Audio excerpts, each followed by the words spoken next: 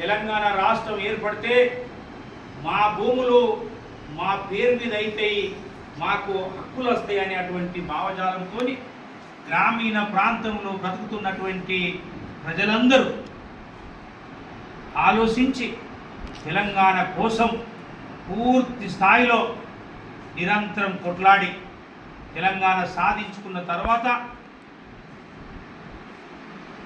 ఏర్పడ్డటువంటి తెలంగాణ రాష్ట్రం 10 సంవత్సరాలు పరిపాలించినటువంటి కేసీఆర్ గారు సమస్యలు పరిష్కారం చేస్తారని పదే పదే చెప్తూ ఈ ప్రాంత వాసులని మభ్యపెట్టడం జరిగింది. కానీ ఆ 10 సంవత్సరాలలో ఏ పోడు భూమి దున్నుకున్నటువంటి వ్యక్తులకు అందరికీ పట్టాలనేటివి ఆ రోజుల్లో రాలేదు.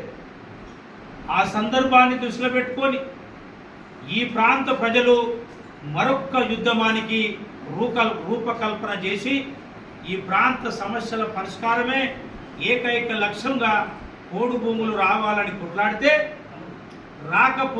రాకపోవడంతో మళ్ళీ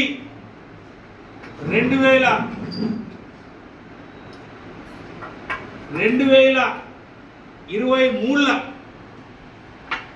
తెలంగాణ రాష్ట్రంలో జరిగిన ఎన్నికల్లో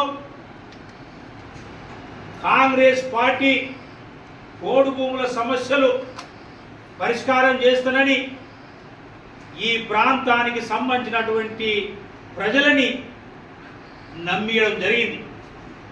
ఈ ప్రాంతంలో ఉన్నటువంటి పోడు భూములు సేద్యం చేస్తున్నటువంటి ఏ జాతర కావచ్చు, ఎస్సీలు కావచ్చు, బీసీలు కావచ్చు, ఎస్టీలు కావచ్చు, అగ్రవర్ణాలు కావచ్చు, అగ్రవర్ణాలలో ఉన్నటువంటి ఇంకెవరైనా కావచ్చు, ఎవ్వరు చేసుకున్న భూములు వారికి దక్కుతాయనే నమ్మకంతో కాంగ్రెస్ పార్టీని బలపరిచి కాంగ్రెస్ పార్టీని గెలిపిస్తే కాంగ్రెస్ పార్టీ గెలిచి 5 నెలలు అయిపోయింది, 6వ నెల నడుస్తున్నది. ఇంతవరకు ఈ ప్రాంతంలో ఉన్నటువంటి పోడు భూముల రైతులకు భూముల యొక్క పట్టాలు ఇవ్వలేదు. ఆ భూముల యొక్క హక్కులు నిరుపేదలైనటువంటి ప్రాంత వాసులకు రాలేదు. ఇది వ్యవసాయం మొదలు పెట్టే అటువంటి సమయం. ఈ వ్యవసాయం మొదలు పెడుతున్నటువంటి సమయంలో ఈ రాష్ట్ర ప్రభుత్వం ద్వారా అడవి అధికారులు వచ్చి పోడు భూములు దున్నుకుంటున్నటువంటి రైతుల మీద దమనకాండ చేస్తున్నారు. రైతులకు తెలియకుండా ఈ ప్రాంతంలో సర్వే చేసి ఫారెస్ట్ బార్డర్ పెట్టుకుంటున్నారు.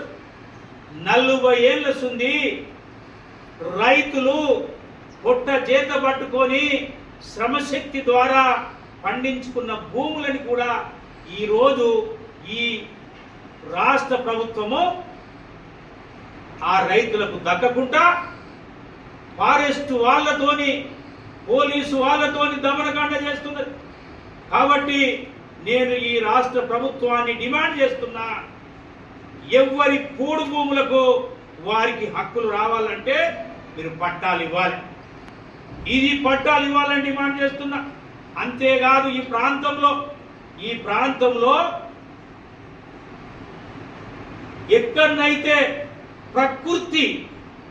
ప్రకృతి వల్ల వస్తున్నటువంటి ఇసుక ఏదైతుందో ఆ ఇసుక ఉన్నటువంటి ప్రాంతంలో గత ప్రభుత్వము కేసీఆర్ గారు 1,00,000 కోట్ల పేరు మీద మేడిగడ్డ కట్టిండు, అన్నారం కట్టిండు, సుందిల్ల కట్టిండు. ఈ 1,00,000 కోట్లు ప్రజల సొమ్ముని దానం చేసినట్టు చేసి దోసుకున్నటువంటి ప్రాజెక్టులు ఈరోజు అవి అక్కేరు రాకుండా పోయినాయి. అక్కేరు రాకుండా పోయాయంటే ప్రజల సొమ్ముని ప్రజల చేత ఎన్నుకోబడ్డటువంటి గత ముఖ్యమంత్రి గారు చంద్రశేఖర్ గారు చేసినటువంటి ఈ యొక్క